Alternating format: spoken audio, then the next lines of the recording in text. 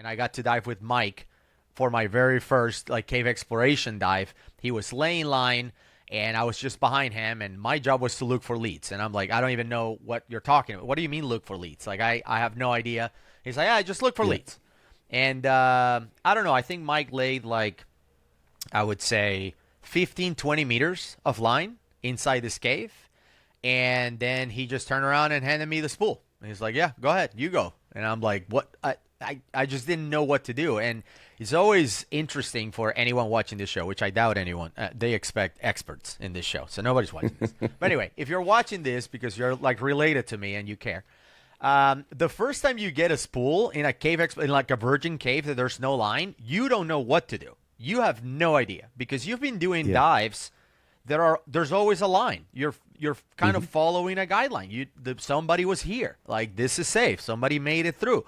And then when you get to lay the line, you just don't know where to go. Everything looks like I could go there. I could go there. Like, it's so cool. And I think it was, I don't know, 4 or 5 dives into that trip of laying line when I realized that I absolutely love this thing. I mean, I love going into Virgin Cave, going into places nobody has seen.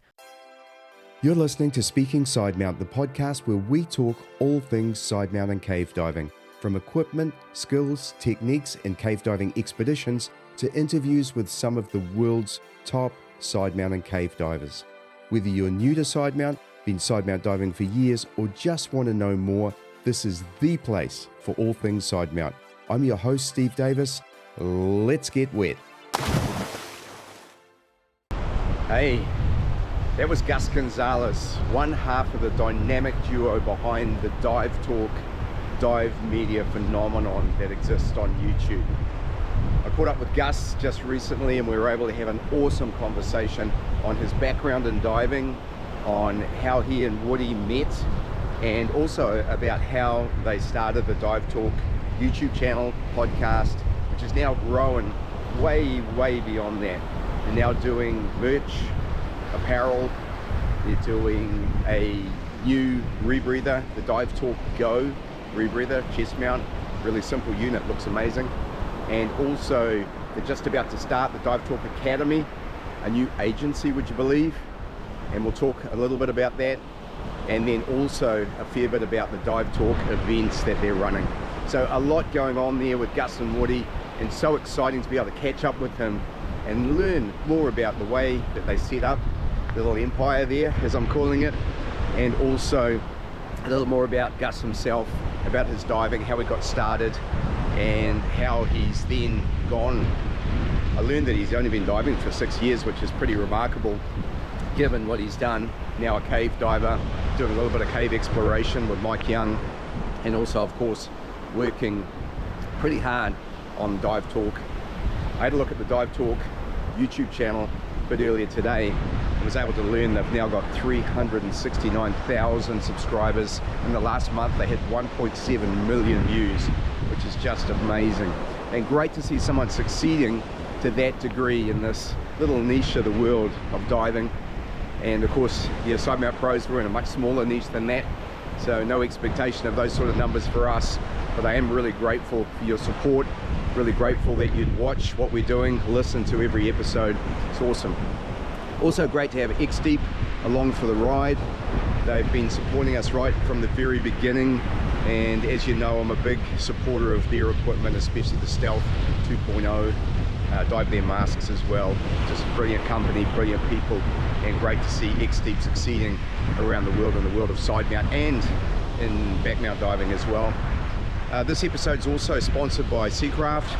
You know, I've been using the Seacraft Go for a while now. Absolutely love it. I remember Jim Warney described it as a beast, and that's exactly what it is. In fact, he said a little animal, and that's exactly what it is. This little small 10-kilo unit that is so fast and has such a great range, so easy to manage. So I'm here on the beach today. There's a couple of reasons behind that. Firstly, it's pretty cool here right now. Change of seasons. So we're coming into spring. And I'm here on my beach, Cooper's Beach. As you can see, it's during the morning today, but I am pretty much the only person here. So brilliant part of the world to live here in the north of New Zealand, coming into hopefully soon summer. I have been doing a little bit of diving just out here and starting to explore some of the dive sites and pinnacles and so on that are out there. It's been brilliant. There's actually another reason I'm on the beach, and I'm actually going to show you the problem. So hopefully you can see that there. Copped a bit of a shiner. Got lots of cover stories for this one. Was talking when I should have been listening, at least that's what she said. Maybe it was jiu-jitsu class. The truth is much more embarrassing than that. I was installing a new monitor in my podcast studio, nice big curved monitor, amazing. I had to drill a hole through the bench to bolt it onto the bench, and as part of that I was holding a plate laying underneath the bench, and I managed to drop the plate and smack myself straight in the side of the head. I was wearing safety glasses, of course, but they didn't save me. So I've got a good shiner. It's much more spectacular than the damage that's been done. To be honest, not a big problem at all, but I've had a bit of fun this week explaining that to people, especially when I was working in the coffee shop earlier in the week. Another great thing that happened, and something I want to do now, is thank all of the patrons of Speaking Side Mount for your support. Absolutely awesome what you guys do, and I'm really appreciative of it. One of our silver sponsors, Armin, came into my coffee shop this week. He's been touring around New Zealand with his lovely girlfriend, and we got to sit down, have a coffee and chat diving for a few minutes. It was just awesome. So if you are in New Zealand and you can make it up to the far north here, and why wouldn't you, then please come in and see me. Just drop me a note through the message facility on Patreon, or do it through Facebook, and we can definitely catch up, have a coffee as an absolute minimum, and maybe even go for a dive. So if that's something you guys would like to do, just reach out to me. I'd be happy to try and accommodate. It's awesome to dive up here. So thanks again to everyone, to our sponsors, to our patrons. Let's get on with it. Me speaking with Gus Gonzalez of Dive Talk on this episode of Speaking Side Mount.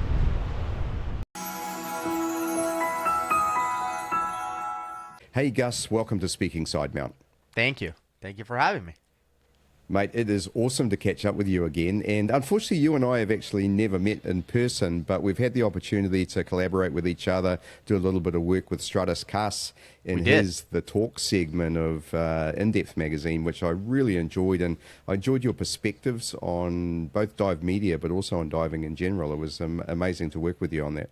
Thank you. Yeah, no, it was great. I still cannot believe I was invited to that with people like you and everyone else who was there. And I do want to congratulate you though on the show, because if you have me here, that means you've talked to every single other side mount diver in the world by the time you got to me. So that's awesome. You must have like at least thousands of episodes. Mate, if only. Funny enough, I've just done episode 100, which I'm really proud of, and it's been awesome. And yes, I mean, I've had some luminaries on here, and not that you are not one of those, but it's also cool to talk to people who are just in diving, if you know what I mean, and just love side mount diving, love cave diving, and have unique perspectives. And I think, that's where I kind of see you. You've got this unique perspective, and you've become, let's call it, famous now through the work that you're doing with Woody Alpin and like Dive infamous, Talk. I think. I like that too. And I mean, you started as a fledgling podcast. I think you knocked out 30 or something episodes, and then you just turned into this YouTube phenom where you've got literally hundreds of thousands of subscribers now, millions of views. You're branching into dive equipment. You've got a Dive Talk Go rebreather. There's merch. There's Dive Talk events. I think you've got a Dive Talk Academy coming. So it's really becoming some kind of dive media empire as far as I can see. And I definitely want to get into all of that with you. But let's find out a bit about the man behind the camera, the man in front of the camera, and tell us all a bit about yourself, and also, in particular, how did you get into diving? Yeah, thank you. Well, so I was born when I was young, and so let's just jump to diving. So I actually, in 2018, we were going on vacation. We were going to Iceland, and I looked at things to do in Iceland. Like I always, every time I go to a place, I'm like, oh, what else is there to do there? And number one was diving. I was like, whoa, I didn't know that there's a whole lot of diving in Iceland, but it was number one, and Silfra, and where you can touch the two continents and all of that. And I was like, I do want to do that immediately. So I went to my local dive shop, signed up for a class, and I fell in love with diving right away. So I've only been diving since 2018. that's how I got into it. And obviously, to go to Silfra, you have to do your dry suit training, and I also did, perfect buoyancy class, just like everyone else starting. And, Yeah. the more I learned, the more I realized that I didn't know anything and I wanted to learn more. And I've been learning ever since. I mean, I still think there's a lot to learn. There's a lot to do. And that's how I got into diving.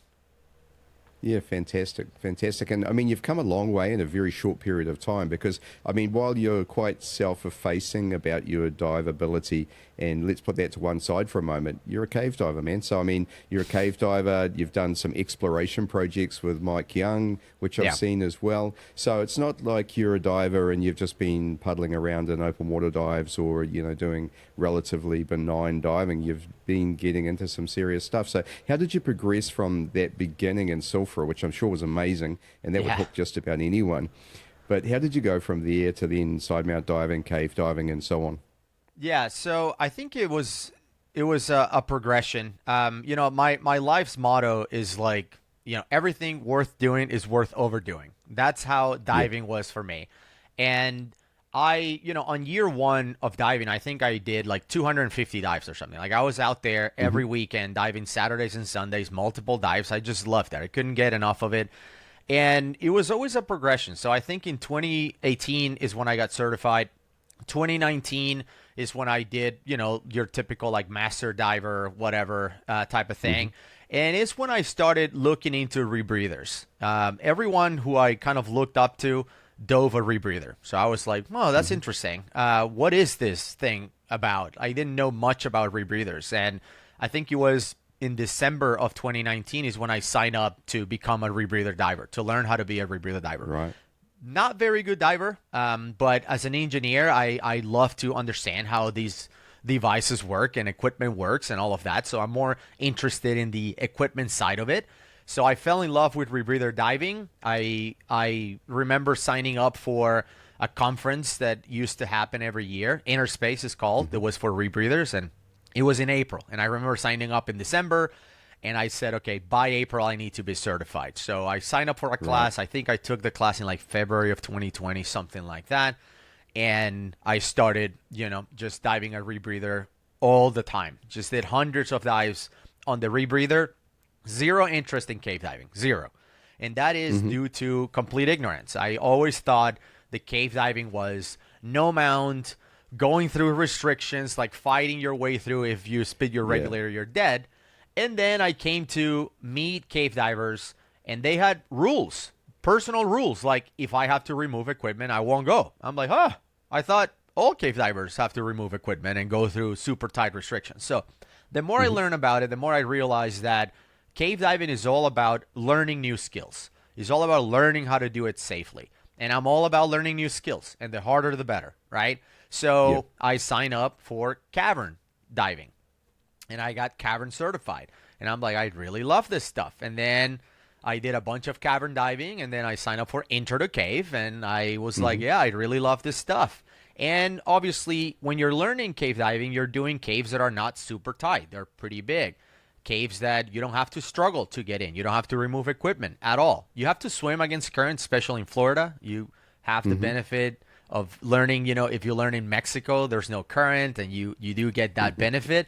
But in Florida, you're fighting against current, and I just loved everything about it. So I kind of fell in love with it.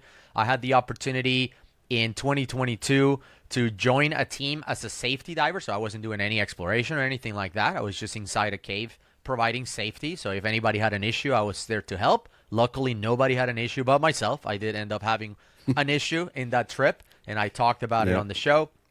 And then the next year, I went on another cave exploration trip, and I was mainly supporting. And I got to dive with Mike for my very first cave exploration dive. He was laying line, and I was just behind him, and my job was to look for leads. And I'm like, I don't even know what you're talking about. What do you mean look for leads? Like, I have no idea. He's like, yeah, just look for leads. And I don't know. I think Mike laid I would say 15, 20 meters of line inside this cave. And then he just turned around and handed me the spool. And he's like, yeah, go ahead. You go. And I'm like, what? I just didn't know what to do. And it's always interesting for anyone watching this show, which I doubt anyone. They expect experts in this show. So nobody's watching this. But anyway, if you're watching this because you're related to me and you care, The first time you get a spool in a in like a virgin cave that there's no line, you don't know what to do. You have no idea because you've been doing dives. There's always a line. You're kind of following a guideline. Somebody was here. Like, this is safe. Somebody made it through. And then when you get to lay the line, you just don't know where to go. Everything looks like I could go there. I could go there. Like, it's so cool. And I think it was, I don't know, 4 or 5 dives into that trip of laying line when I realized that I absolutely love this thing. I mean, I love going into Virgin Cave, going into places nobody has seen, but that happened over the years. I mean, it took a long time. By the time I was laying line, I was 100 plus cave dives in, which I know that doesn't sound like a lot for a lot of people. 100 dives doesn't sound like much, but 100 rebreather cave dives is a lot of diving. You know, every dive is multi-hour. It takes forever. And I don't live in cave country. I don't live in a place with caves. So every time I go diving, I have to drive hours and get ready. So it was a slow progress. And right now I'm sitting at 136 cave dives. So I'm definitely not at the level of these amazing explorers from GUE, and obviously you had other people in this show that are amazing explorers and a whole league of their own. I'm not at that level. I'm just trying to, keep up and enjoy the moment. Yeah, yeah. It's an interesting thing, isn't it? Because, I mean, especially with social media now, you get to see what other people are doing, and some are pretty private, but a lot are really public about what they're doing. And I think there's a bit of a danger there, in fact. And, you're seeing all these great divers doing great things, and you're kind of sitting in your home miles and miles away, or in my case, countries away sometimes from being able to go for a cave dive, and it can be a bit demoralizing. But I think the truth of it is that you just kind of have to accept that you can dive where you can dive, and if you want to go dive every day in a cave, then go live there, And it's an interesting experience talking to the guys in Mexico in particular who are there, because there's just so much cave, so many people diving, and they're so good, That is the thing I think about being there every day, is you get amazing at just diving as well. So yeah, very cool, man. And I can relate 100% to where you are. I'm not sure I haven't even counted how many cave dives I've done. I don't think I've done many more than you, if I have even done that number. So I'm maybe in the low hundreds. But yeah. And again, how long it takes. It takes a long time. I did mine in 2013. That was my cave course. So I've been diving for a long, long time. But my cave course was 11 years ago now. And but I only got to go dive caves every now and again. I was doing a lot of wreck diving, but cave dives, no. So yeah. Anyhow, it's interesting. Because then the other thing that comes to mind right now is you're melding diving with your business career and your work and everything, and it's not easy, is it? Yeah, no, it's really, really hard. And you mentioned, at the beginning of the show, and maybe we're gonna get into what Dive Talk has become and what has grown to. And I think from the beginning, and I love that you do this on your show as well, it's just a conversation, right? We're just talking, and that's what Dive Talk is, and that's why it's called Dive Talk. Is just us. Like, what would happen if we brought a camera in or a microphone at the beginning? It was just a podcast. And just talk about diving. Like, no script, no nothing. Like, we have a premise. Let's just pick some topic. Let's say dive agencies or something like that. And let's just talk about it. Let's pick Simon and talk about Simon. And just whatever comes out, we post. Like, that's how we do it. So I love that about you guys, yeah. All the things that we've done have been because we listen to the people that are tuning in, and they ask us to do stuff. They ask, hey, I would love to be able to wear a T-shirt that says Dive Talk, whatever. It's like, okay, let's just put some merch out there and see what happens. Dive Talk Academy, same thing. Dive Talk Academy is a new agency that we launched. And when we thought about agencies, we're like, we don't want to do what everybody's doing. We don't want to be another Patty, SSI, whatever, TDI. We don't want to do that. Let's do something that is better. Let's do something that people are not getting from these large agencies, which is, how do I know that I have a good instructor? That is question number one that we get on Dive Talk. I want to learn how to dive. How do I know my instructor is good? You don't know that. And for the vast majority of people, when they sign up for a class, they just show up the day of the class and they get to know their instructor. They had no idea who they were getting. And we wanted to do something about that. Like, what if there was an agency out there that cared about their instructors? Maybe not at the level of the DIR agencies where they dictate whether you can smoke and what your BMI index is and all that. Maybe not to that level, but we do want our instructors to be proficient in the water. You don't get to teach people perfect trim and buoyancy unless you yourself have perfect trim and buoyancy, things like that, common sense stuff. And that's why we started Dive Talk Academy. So a lot of the stuff that we've done is really because of what people are asking for. Yeah, that's amazing what you I didn't know what the academy was, actually, so I wanted to ask you that as a question, and that's just so interesting that you've gone down that path, because you're absolutely right. When most people, when they go to do their open water course, they go to their local dive shop because it's close. Convenience almost trumps everything else. And then you go and learn how to dive, or you do it on a holiday, and you happen to be holidaying in the Bahamas or wherever, and then you just bump into a dive shop that's in the hotel and say, hey, listen, I'd like to do my paddy, as most people call it. Right. And then you go and do your dive course, and you get what you get, kneeling on the bottom, and you come out of it kind of, in my opinion, not a very good diver, but with a sea card. Exactly. And it's only then when you bump into, as you mentioned, you keep bumping into rebreather divers. It's only then when you bump into people and you go, oh, that's a bit different to what I saw before. And that's different to what I'm doing. And then you go, okay, there's something else to this. I tell the story a lot. Back in the 90s, I didn't even know tech diving existed. The internet was new or hadn't existed yet. And this whole thing of tech diving, it was just insane to me that once I learned that it existed. I knew people were diving deep and doing wrecks and stuff, but I just wasn't aware that there was a discipline around it. And of course, now with the help of things like Aquacorps and Michael Munduno and those guys, we're now much better educated, and there's a lot out there. So let's swing back to, you started talking about Dive Talk, so let's get into that. How did you meet Woody? So I met Woody in 2019. So again, part of that progression, I wanted to be a rescue diver, which was the next level, up from what I was doing. I was advanced or whatever I was at that time. And I started, looking for instructors and shops where I could do my rescue class. And Woody happened to be the instructor that I got assigned. I didn't get to choose him. It was forced on me. And then we just got to connect. He likes a lot of the same things I like. He is a tech diver. He is, kind of in a way where I wanted to go to without knowing. And after, spending time with him or whatever, I'm like, yeah, I like this guy. Like this, he's doing the stuff that I like to do. He's the one saying like, oh, we should go and, do this crazy opportunity. Let's go dive in a mine. Let's go, he's doing all these things that I couldn't do at that time because I wasn't trained, but I knew I wanted to go there. And the shop that I took my class at the time, and Woody was an instructor there at the time, they had this concept of mentoring. So if you wanted to move up past master diver, which is the highest recreational diver level before you go into pro, they had this concept of, if you want to be a pro, a dive master, instructor, etc., you have to work with a mentor, and you have to pick somebody from the shop to be a mentor. So I picked Woody. And the more I learned about the other stuff he was doing outside of recreational diving, the more I fell in love with that side, until we just became dive buddies. More than an instructor-student relationship, it became more of like, let's just go diving together.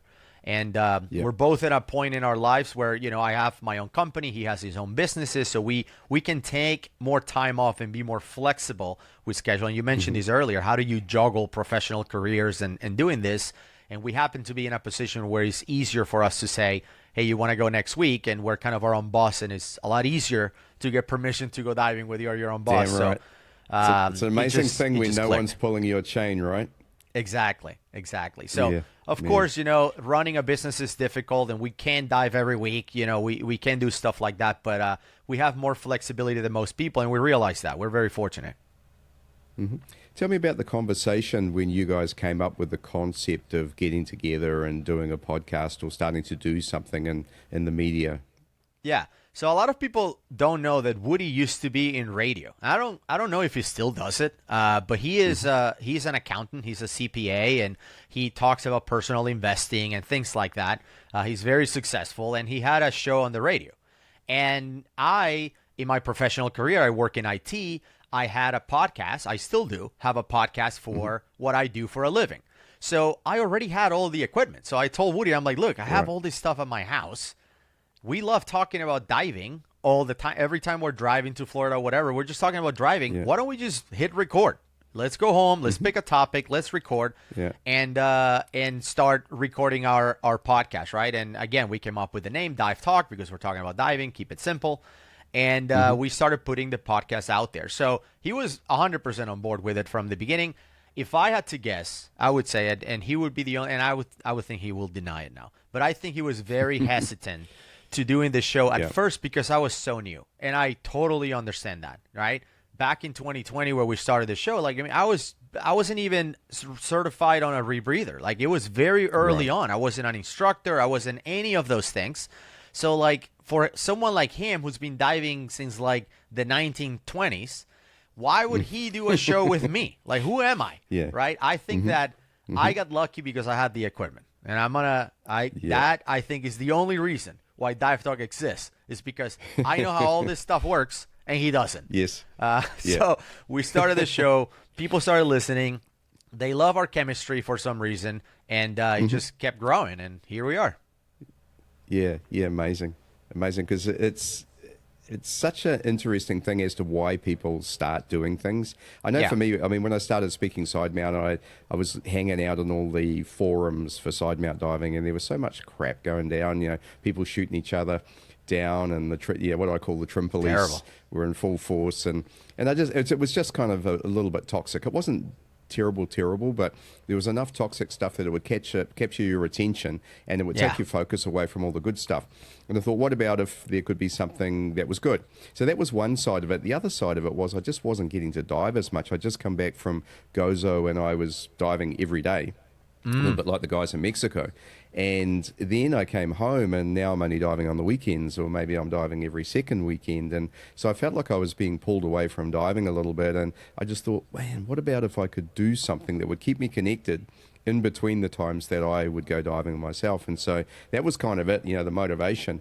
But I love what you're saying there. This serendipity of having someone who's an expert in Woody, and someone who is at the beginning of their dive career but has the gear. And then I think some of that chemistry comes about because of that, right? Because one's here and one's there. And I love the way you guys almost bicker with each other sometimes, or little arguments and stuff. And it's actually a bit of humor. I really like it. It's always funny to hear the feedback from people that think that we're putting up a show, or we have characters or something. Like, oh, I love Woody's character. He comes in and he says these crazy things about alien. No, that's what he does. Like, you are in private. Like, you'll be out at a wedding and he'll come up with some outrageous stuff. So it just works out. I don't know. It's hard to explain, but we don't have characters or scripts or anything. That's who we are, 100%. Yeah, awesome. And that allows you to be genuine. And I think ultimately, if you're not genuine, people will see through you in the end. You talked a little bit before about what you thought the keys were to your success. Did you ever think it would be this successful? No. I mean, no idea. I didn't think that anyone was going to listen to it. It was just us talking about diving. Like, who's going to listen to that? And it's hilarious because I was looking at my previous show, which is still my current show, and I remember the numbers. I think I got something like, I don't know, like 1,000 people listening every episode or something, or 2,000, something like that. It was like in the low thousands. And I was like, we'll never be that big. Like, we'll never be, right? And now we get, millions of views every month on Dive Talk, and it's so unbelievable to see that people tune in to watch the show at that scale. And I think that the secret for it is pretty simple, is we do what people like, and we stop doing what they don't like. Like, we have a lot of videos in the past that did terrible. There are things that we really wanted to talk about, things that, we want to talk about how to assemble a sidewinder or whatever. And nobody watches that stuff. I saw the video. Right. I watched it. Right. You were one of the 3 people that watched it. So it's always interesting because we're like, look, we have very limited time to make content. Let's make content that people want to watch. That's it. And it's not about the clicks and the money or whatever. Like, if you see our show, we don't have sponsors. We're not doing this because let's get as much money as we can. No, that's not the purpose of it. We want to do it because we love the fact that people want to come and be entertained and learn from us. And because of that, we will talk about whatever people suggest. And we get hammered on Dive Talk. It's like, I can't believe you guys are reacting to this garbage. Well, somebody suggested this garbage for us to react to, so here we are. and people are That what? was one of So- that was actually one of my questions. Was you've done a heap of reaction videos, and I have to admit, so a couple of them have triggered me as well. The one you did on the Thai cave rescue triggered me a bit because I've had a heap of the guys on the show, so Yes. I've got a reasonably good understanding of what happened and who did what and so on, and even some of Yes. the backstories that didn't get a lot of airtime. Mm-hmm. I was pretty aware of what was happening, having spoken to Harry personally and many times on it. So anyhow, but you do these reaction videos, and my question was, how do you figure out what you're going to do, which videos, how do you find them, or is that the easy part? No, it's not easy. It actually has been pretty difficult to do it these days because, all the big stories are done. Like we've already done them, right? There's one big story that we haven't done, which is the one, the Plura Cave. And that is kind of in the back of our minds, to do that episode, but we want to do it right because the people that died in that incident were actual cave divers. They planned for it. They had a plan and they died, and that's always tragic. So we don't want to just jump in and say something like, there's no value in us jumping in and be like, yeah, they planned it and then they died. Stuff happens. Oops. Like that doesn't add any value. What adds value is if we had, for example, the survivors on the show and we talked to them and asked questions. Get Sammy and right. Let's get Sammy. Sure. I'm sure he'd love to do that. Yeah. Absolutely. And that's the right way to do it. And that's why we have been holding back because we haven't had a chance to do it properly. The Ben McDaniel story, for example, at Vortex, that has to be done properly. Just jumping in and being like, he went in, he never came out. Oops, who knows? That adds no value. So we do get requests to react to a lot of topics repetitively. So like, please do the Ben McDaniel stuff. But we are really all about where can we add value here? Where can we add clarity here? And if we can't, we just don't do it. So we do get suggestions, a lot of suggestions. And I normally don't watch the whole video. Like I'll click on it. And if it's something like it's an hour and a half, we're not going to do it. Like we can't do a reaction that long. People won't watch. If it's super short, typically we don't do it either. But we have done reactions in the past where we put together like 4 or 5-minute videos, and then we react to all of them, in just one episode, that kind of thing. So there is some things that we, we like to react to where we think that we can add value. Whether that value is education, like you're learning something from us, we're clearing things up. We watch these videos and people are like, and they ran out of oxygen. Like, okay, bro, they're not breathing. We can add clarity. And then there's the other value, which is entertainment, right? Just us talking about it. What would you do? Just ponder what that is. And we talked about the elements of what makes a good video. There's an excellent video out there that talked about this. I learned this when I was podcasting before Dive Talk that talks about the elements of a good story. So I think in those terms, and if I cannot convey that information in my episode, I just don't see the point in reacting. People won't be entertained. They'll just click out of it within 5 seconds. So. Yeah. And a lot of them, I guess, can feel the same, reactions of people doing dumb shit, for instance. I mean, it happens every day, somebody not diving well. And I think the other thing that I think you're alluding to as well is, a lot of these guys, we're cave divers, these are our colleagues in some cases, or even in some cases, friends of friends sort of thing, things who've passed away. And I think there's a bit of an internal respect element versus someone doing something crazy or some dumb shit, or someone having an opinion. I think it's okay to debate people's opinions. I come on a show and say something, and we did that a bit with the talks. I thought that was really something cool that we did. We all had our perspectives on different things. It was a lot of fun. We don't have to agree, but we have to be able to explain where you're coming from, right? Which I think is awesome. Yeah, if there's a theme. If there's a theme in Dive Talk is we like to do things that add some kind of value, right? That adds something, whether that is entertainment value or education. So we stay away from accidents when they just happen. Like there was this submarine implosion. Like, we need to put a video immediately. No, we're not that type of channel. Like, don't come to Dive Talk expecting that somebody died yesterday, so let's talk about it today. And I feel that there's a respect behind that. We recently just talked about the Linnea Mills incident where there's this girl that died because she got crushed by her dry suit. Incredible neglect from the instructor and just terrible. story, that happened in 2020 or something like that. It happened years ago, and it wasn't until now that we have all the facts and we think we can add some value that we went ahead and cover the topic. So yeah, and even when we react to videos of people doing stupid stuff, as you mentioned, we never just go out and hammer somebody and be like, this guy's an idiot, next. That adds no value. Just us saying that people are terrible divers, that adds nothing. Now, if we instead talk about, here's the way this should have been approached, here's the way I should have approached it, doesn't mean it's the best way or the only way, but this is the way I would have done it, I think that then adds some value instead of just calling people names or telling them they shouldn't be diving and be terrible. The way it is in those forums that you were talking about where people are super toxic, I mean, that's the lowest level of value that you can get. Those forums and Reddit, bro, there's like zero value on that. Yeah, no, I get you. What's the most interesting video, or what's the favorite video that you guys have done? Man, that's just really hard.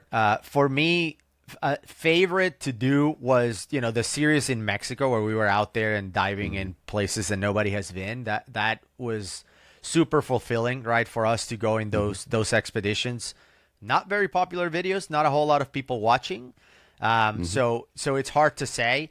When it comes to what is the most valuable in terms of most people tuning in and interacting, leaving comments and all of that, is typically related to death. Anytime we talk about somebody had a horrible death, for some reason, people click on that and watch. So we have covered that a few times. Again, we like to give people what they want, and that's what we do. Yeah, it's pretty stunning. I mean, my biggest one, funnily enough, and I know you guys have covered it as well, was Ed's body recovery in the Dominican Republic. And I got onto that really early because I knew I was about to do Sidewinder training with Ed. So I did it in 2018, I think not long after it happened. And it still is my biggest performing video, and it's probably the only one that would sort of rival what you guys are doing in terms of having hundreds of thousands of views now. And I did both a video and podcast on it, podcast episode. And it does get attention. It was a really interesting story too. I think that helps a lot with that one, in that, Patrick and Philip had a crack at it. And Mike was Patrick and Philip are awesome divers, but it's a different thing doing what Ed and Mike did, and then the level of skill that they both showed, and the fact that Mike was pretty much the only guy that Ed would trust to do the dive, and then the techniques that he used, and the respect that he showed towards the families and the bodies, for that matter.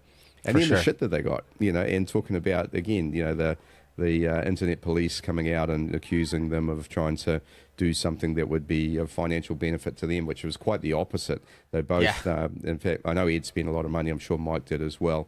And so, crazy. But it's interesting. And to be honest, that's the biggest comment that is on that video, is that people can't believe that someone was trying to lay into them for doing something that was just extraordinary in terms of a service to other people, which, of course, Ed's done many of those subsequently, and I know Mike has as well. So two great and we talked about this on the interview with Stratis Kaz, which is, you will always have haters, no matter what. If you're going to put content out there, they're going to hate it. Nobody's like, you're never going to put a piece of interview that will be generally accepted and be like, yep, everyone loves it. No, you will always have haters no matter what. So the stuff that those guys did is unbelievable. We're all unbelievable. Human, I mean, how do you guys deal with that? I mean, when someone sort of lays into you guys, I mean, I know you've got so much support and so many people behind you, but at the same time, I know for me, like, I'll put up a video, I'll get a few thousand likes, and then there's two thumbs down, and I go, what the hell is going on with those guys? And I give them the mind space. This is the crazy thing. I give the 2%ers or the 1%ers, whatever it is, the mind space of trying to think about what's going on in their life. But it does hurt. It does hurt sometimes. I think when you realize that you just put out a 45-minute long video, and 2 seconds after you put it out, there's thumbs down, then you realize that, okay, these guys, they don't watch the video, so they're just thumbing down because they're haters. They don't like it. And I think that one of the things that I learned early on is that you will rarely get criticized or hate from people that are higher than you, that are better than you, right? You always get criticism and hate from people that are jealous of what you have. I know that there's a lot of people in the cave community, especially here in the U.S., that don't like Dive Talk, that don't like me and Woody. They've never met us in person. I always think about this thing I saw in an interview. I think it was Christian Bell who said this. Said, if you have a problem with me, text me. And if you don't have my number to text me, then you don't know me enough to have a problem with me. That's what he said. Yeah, fair enough. And I feel like it's the same with me and Woody. I think that a lot of the people that hate on us from the cave diving community, for example, they don't really know us well enough to hate us. It's just the fact that it's easy to look up and say, well, these guys have hundreds of thousands of subscribers and they're not on my level, right? It's the ego kicking in.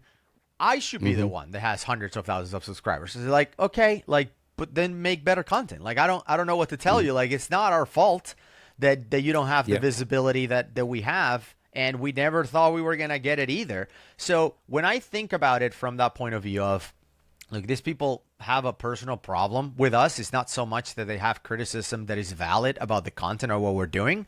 Then it just stopped mattering. It's like it doesn't matter to me. Sure. I think Woody struggles a little bit more with that. I think that he takes the criticism more, seriously. Whereas for me, people will be criticizing us on Facebook that I can't believe, you didn't do this on your incident, because we post all of our accidents. Like if we have an incident, I'm going to post it out because somebody can learn from it. And then I know that guy, for example, during their cave diving training, they couldn't even finish the first one because they panicked going on their way to the cave, and they ended up crying out, and they had to be talked back into, let's try or whatever. But they're the ones criticizing us because we made a mistake at 200 feet inside a virgin cave, right? So, you just have to understand that haters are typically people that want what you have, and that's basically where that's coming from. So I just brush it off personally. Yeah. And it is interesting when you actually meet people, isn't it? Because, I had this vision of your persona. Yeah. And I was wondering, in the back, I was thinking, I wonder what Gus is going to be like when we're actually on a call together, Not this one, but the ones we did with Stratus. And I don't want to say surprised, but I came away thinking Gus is all right. It was a really good conversation. I enjoyed the participation. I enjoyed the respect. Because you guys have got a platform that I don't have. And that others don't have. And I thought, you were respectful to everybody. You gave everyone the time of day. Of course. Everyone got an opportunity to put their point across. But I don't know why I wasn't expecting that, but I guess, you because have to it's not the norm, how right? You find them.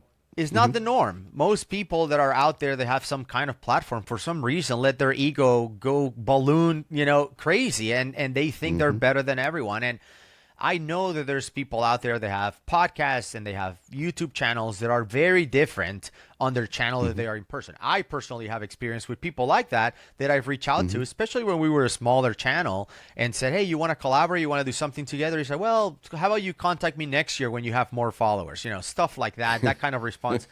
I just never get that, But at the same time, we get criticized for it. If we do an episode where you're involved, they'll say that we're just taking advantage of you because you don't have any followers. And if we do an episode with somebody that has millions of followers, then we're taking advantage of them because they have millions of followers, right? So you never make everyone happy. We just work with everyone. We don't care. If you're cool, awesome. If you want to talk about diving, let's talk about diving. Yeah, let's talk some more about your relationship with Mike, because I thought that was really interesting, and I understand, I hope I'm correct about this, that the relationship you have with Mike has supported the collaboration you've done around the Kiss Go rebreather.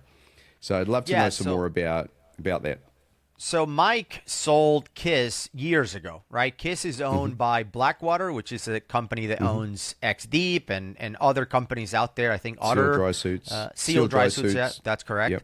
Yep. So they now own Kiss rebreathers. But Mike is an inventor. Like, he invented multiple rebreathers. He will continue to invent rebreathers in the future. And he came up with this concept of the Go, the rebreather. And when I tested, the very first unit that I had the chance to test, the Go, it had no logo, it had no name. It wasn't called the Go. If you go back far enough, you will see that when we tested it, me and Woody tested it, Woody started calling it the Mini because Mike didn't even have a name. So he called it the Mini rebreather, because it's tiny. If you compare it, especially with those massive beasts like megalodons, like those big rebreathers, this thing is so tiny compared with that. So we used to call it the Mini. And then later on, Mike named it the Go. So because of his previous relationship with Kiss and Blackwater and all of that, there was always the idea that the rebreather was going to be a Kiss rebreather, right? That was kind of the mission behind it. But the more and more we thought about it, and the more and more Mike thought about it, we realized that this is not a competitor to those rebreathers. This is not a cave exploration, hardcore, go to 400 feet type of rebreather. This is the rebreather for the rest of the people, right? This is the rebreather for the 99.9% of people that want to go down and look at pretty fish for 2 hours, 2.5 hours, and not worry about, what's my sack rate is, what my air consumption is. Like, go down and enjoy a long dive and come back on the boat and make it easy, right? The Go rebreather straps into your existing gear. Single tank, back mount, regular, regulator. You don't have to modify anything. Just strap this thing and go. That's the whole point behind it. So I remember it was a DEMA that we met with Mike, and I said, we were talking about it, and it just kind of made sense. Like, this shouldn't be a Kiss. This shouldn't be any other type of rebreather. And we've been working together since, DEMA was in November. The first time I tried the Go, what is now known as the Dive Talk Go, was in February. Like, it's been like 10 months since the first time I tried this thing, and we've been providing feedback, and there's multiple iterations. Like, we've been working together in this thing. Why don't we do it together? And that's how Dive Talk Go was born, right? And so we're partners with Mike. Mike is still the engineer. This is not Woody and I cranking out rebreathers out of our garage. This is, Mike is our chief innovation officer, and the Go won't be the last thing we make together. We're partners. We will continue to make products under the Dive Talk Gear brand, and the Go is just the beginning. There's a lot more coming. It's exciting. Yeah. And I'm still sort of building my time, waiting for the Sidewinder 2 to come out, biding my time, waiting for the Sidewinder 2 to come out. But man, I'd love to have a try dive sometime on the Go. I'm sure, to be honest, for a lot of my diving, my biggest problem, I dived Canterbury yesterday. You and I talked about it earlier. And because of the operator I was going out with, this sounds crazy, but this is what I have to deal with sometimes. They only had air, and it's a 35 meter dive. 37, I think I got to. And it's just such a crap gas to use for that sort of dive, Ended up running up 16 minutes of deco, and it's all recreational divers on the boat, so everyone's waiting for me. And not that that's a lot of deco, but I just hated diving air on that particular dive. And, the beauty of diving that on my Sidewinder normally is, you're just making the perfect nitrox on the go, as you say, all of the time. And so, you can be at that depth and easily not run up any deco for the same dive duration that I had. So, I think the Go would be amazing for a lot of the dives that I do, and I'm sure there's many other people like that. And then, of course, there'll be times... We do get criticism, because the Go has a SOAR life of 2.5 hours, right? That's what we rated it for. And that is because we did independent testing, and we put the Go in like super cold water, really deep, with insane, like hypercapnic level of breathing. And it went for, I don't want to disclose the numbers, but let's just say it went for a lot longer than 2.5 hours. So we feel like no matter what condition, 2.5 hours will be enough. We know that there are people out there that own the Go that have gone a lot longer than that. But the criticism that we get is, why would I buy a Go when I can buy X rebreather that can go for 4 hours or 5 hours? Well, how many 5-hour long dives are you doing? And if the answer is almost every single dive I do is 5 hours long, then don't buy a Go. Don't buy it. It's not for you. That's not what this rebreather is for. Get one of those $20,000 whatever rebreathers that can go 5, 6, 7 hours. No problem. This is not for you. But when you look back at your career, 5 hours sounds like awesome, but how many dives have you done that have been 2.5 to 3 hours plus? How many, right? So if the answer is I've done 2,000 dives and maybe 20 of those have been 3+ hours, well, the Go would have been perfect for all the other, 3,000 ones that you did below that. So it's rated to 200 feet, 2.5 hours. And I think most dives, if you think about all the dives that happen in the world every day, most of them are within those parameters. So that's what the Go is for.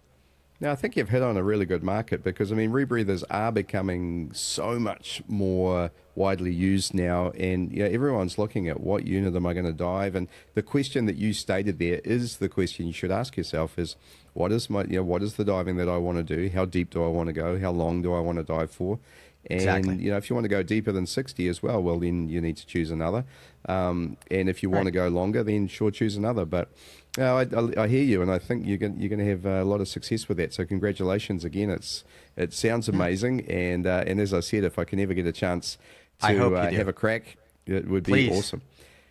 So Would the love other to, yeah. thing that you mentioned was the Dive Talk Academy, and we started to brush a little bit on that around Yeah. agencies and so on, and there's so many of them out there. You also talked about instructors, which I think is pertinent. We get asked a lot, how do I find a good instructor? And so it is an issue. It's also something that normally the answer to that is don't worry about the agency. Worry about the instructor first. Choose your instructor. They'll have an agency. There'll be some e-learning or some certification that comes with that. But it's the That's true. instructor that you're dealing with. You very rarely deal with the agency directly. So Right. I think it's interesting what you're doing. So tell us some more about what you're planning there. Yeah, so the idea was to answer a question that we get a lot on Dive Talk, which is how do I know that I have a good instructor? And we started looking at agencies, and I mentioned before DIR agencies like GUE that spend a lot of time and effort on selecting, instructors with good skills and quality. We wanted to answer that. We wanted to make sure that when people chose a Dive Talk Academy instructor, they knew they were going to get a quality instructor. And we're doing that by learning from other companies, by the way. The secret of Dive Talk Academy is we're learning a lot from other companies that are not dive related. For example, in Dive Talk Academy, we're going to have a system like, I don't know, Steve, do you guys have Uber where you live? Okay. So we're going to have a system where instructors teach a class and you get to review them. You get to say what you think about the instructor. So when you're going to book a class, you can read reviews from prior students on what the class was like, what they didn't like, what to expect. So you will be able to pick with confidence, not only, yes, this is a Dive Talk Academy approved instructor. That means they went through a way more strenuous process to become certified than all the big, time agencies. And two, I can read reviews. I can see how many classes they've taught. I can see reviews from actual students in the past. You get to see that information. And that's what we want to make it. We want to make it so it's a lot more transparent when you're selecting an instructor in a class to take. The other thing that we're doing is, just like Uber, we're kind of the middleman. So when you sign up for a class, you pay us and we pay the instructor after the class is done. If you show up to class and your instructor is drunk and terrible and you didn't like the class at all, there's all kinds of problems and you ask for your money back, well, now you're not battling an instructor that is not going to want to give you your money back, right? You get the money back from us. Just like if you take an Uber and your Uber doesn't show up or runs you around or whatever, there's problems. You can put a claim with Uber and get your money back. We think that by doing that, it keeps everyone honest, right? The instructors want to deliver good classes because they want to get paid as soon as the class is done, and the students have a recourse if they get swindled, if they show up and the instructor is terrible, which again, we're trying to stop that at all costs by having a good screening process to have the right instructors on board. And this is going to expand. We want to do the same with operators, for example. We want to do a Dive Talk Academy or Dive Talk approved operator. If you're going to go on a boat dive, you can find them on the system, read reviews before you go and get disappointed with an operator. It's good to have that clarity. So that's all about the Academy, is how do we do something better or something that is not even being done out there? Because as we talked about at the beginning of this show, when you sign up for a class, you show up and it's rolling the dice. You don't know what instructor you're going to get. We're eliminating that. Can I ask you a question about that? Because I remember back to my open water course and even my dive master training, let's put it that way. And at the end of both of those, did give glowing reviews about both. And in fact, Patty did send me a review or something along those lines for my dive master course. I do remember that. But sometimes you don't know what you don't know. So you know what I mean? So you're at the beginning of your dive career or your dive experience. I've just finished an open water course. I enjoyed it, had good fun, but I didn't know that I wasn't supposed. Maybe kneeling on the bottom wasn't as good as learning how to dive neutrally buoyant, for instance. So there's lots of those sort of things. Is there a way? I know within the dive shop that I work with, we do peer reviews, and they're anonymous. So every now and again, you'll be in the same with the same operator with one of the other instructors, and we'll both get sent peer review forms. You might know that it's happening, but you don't get to see the results. But certainly, I think that might be something that could help that out. Yeah, that's awesome. Anything that can increase quality, that sounds great. And then the other thing is pricing. Some people charge by course. I charge by days of training. So how do you figure that you'll work through the pricing conundrum, I guess we'll call it? Yep. So the pricing is not dictated by us. It would be incredibly dumb for us to say how much you're supposed to charge for this class in Malaysia. We have no idea how much the prices are in Malaysia. So instructors get to set their own schedule, their own pricing, and then they will leverage the network of Dive Talk to receive students, right? So students, by listening to us as we promote the academy, they'll go to divetalkacademy.com. Let me find courses near me. Oh, look, Steve is teaching a side mount class, is $1,000, whatever it is, the course it is. They sign up. We collect the money as soon as the class is over, and they leave a review and all that. Here's the money to you, and everybody's happy. So the instructors benefit by having the exposure of Dive Talk, pushing and promoting their classes. The students benefit by having us be the ones screening the instructors so you can get quality instruction. So we think that this brings value in all sides. Yeah, sounds amazing.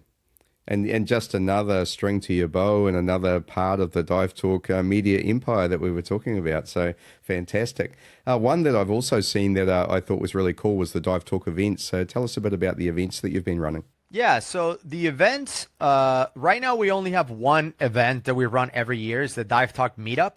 And that was yet another request from people watching our channel. One of the questions that we get most often is, how can I dive with you guys? I want to go. I love you guys. How can I go diving with you guys? So if we go diving with every single person that asks for that, we would be diving every day, right? It's impossible to keep up with it. So we decided to, a couple of years ago, try this concept of doing a meetup.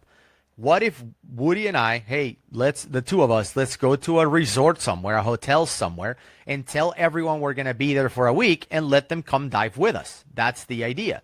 So the first year we tried it, we did it in Florida. We went to Florida, we rented we got rooms in a hotel, and we told everybody, hey, we're going to go here if you want to sign up for it. And within 2 hours, we sold out the whole hotel. So the entire hotel was booked. It wasn't a big hotel. There were only about 30 of us, but we proved that the concept worked, that people wanted to come and dive with us.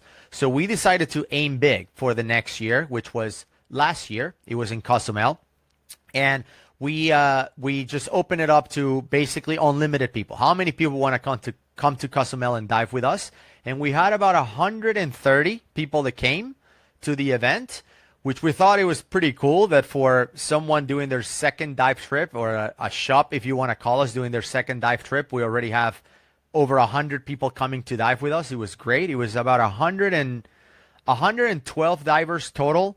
And the rest were just fans that wanted to spend a week with us, which is great. We have non-divers that come and join us as well, which is great.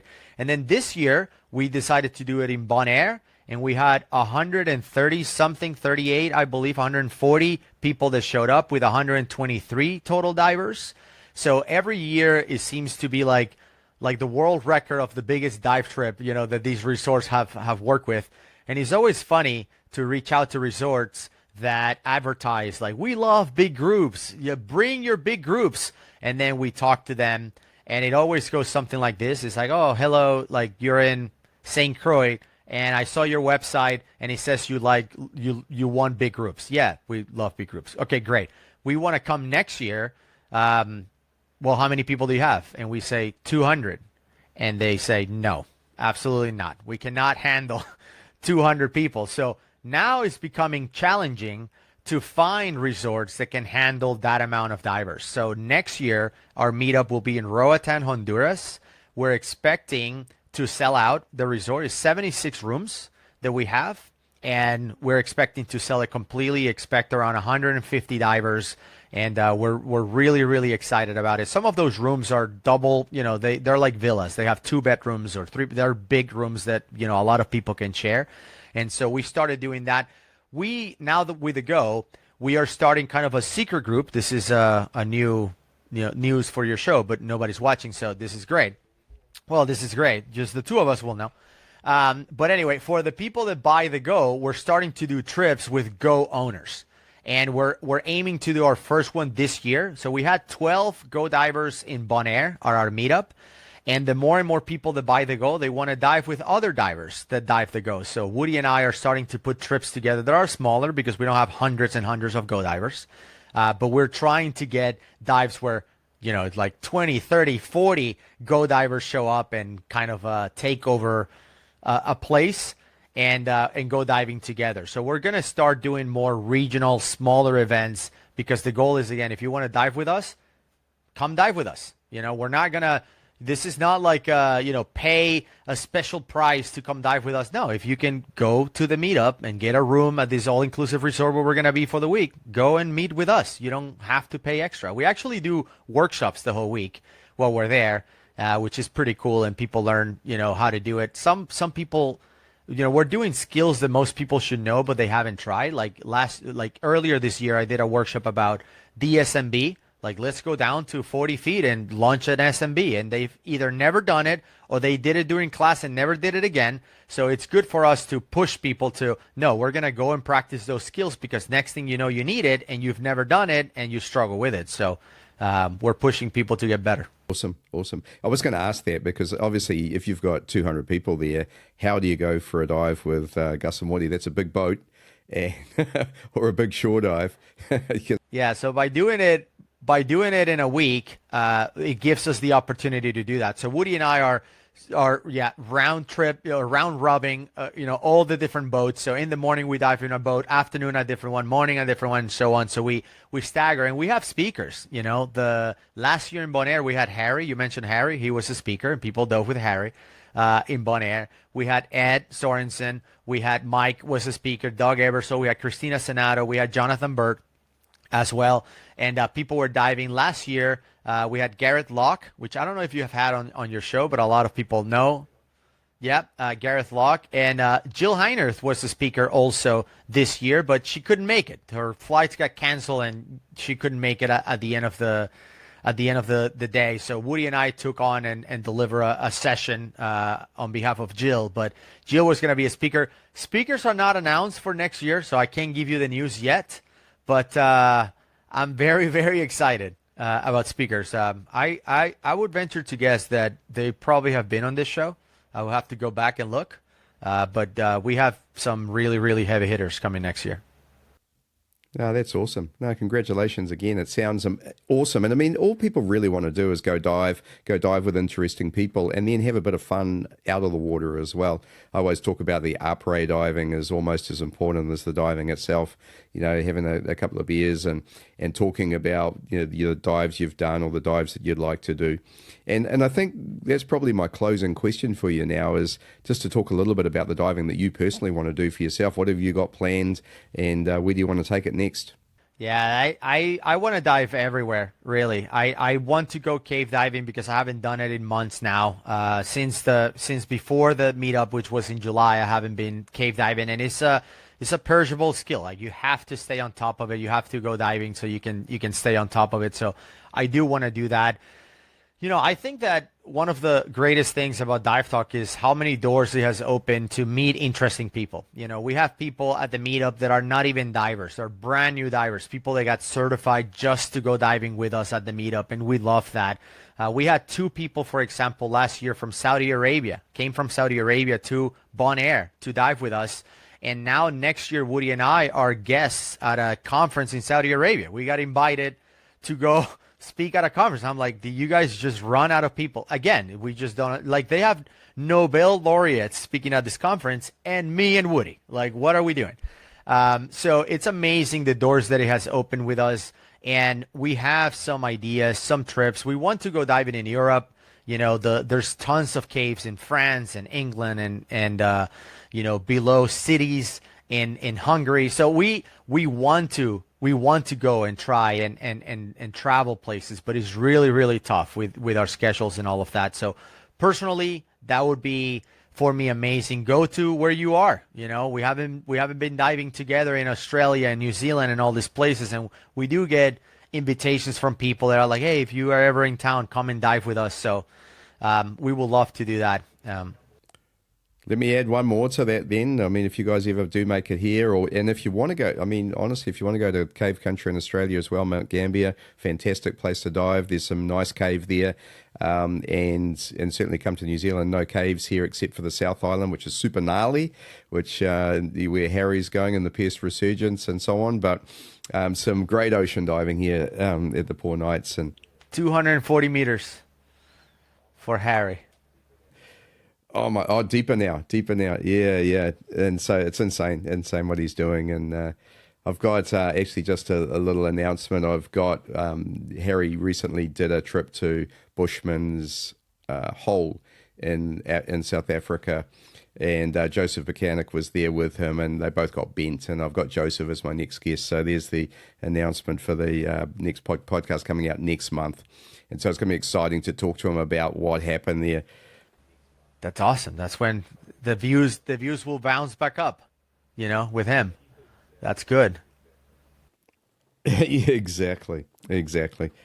Yeah. Thanks, man. Hey, I really appreciate you giving me your time, and I love how self-effacing you are. I'm sure this episode will go really well. Thank you to you. Thank you for everything that you guys do. Love your work, and congratulations on everything you've achieved. Absolutely. Likewise. Love the invite. Thank you for having me. And can't wait to come by and go diving with you.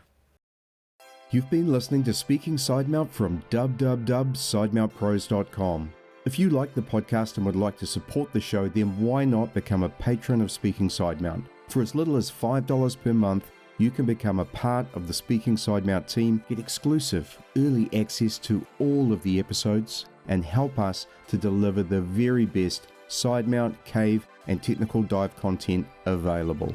Just go to www.patreon.com/speakingsidemount for all of the details. The address is also on our Facebook page, listed in the podcast notes. Thanks again, and we look forward to you joining us for our next episode of Speaking Sidemount.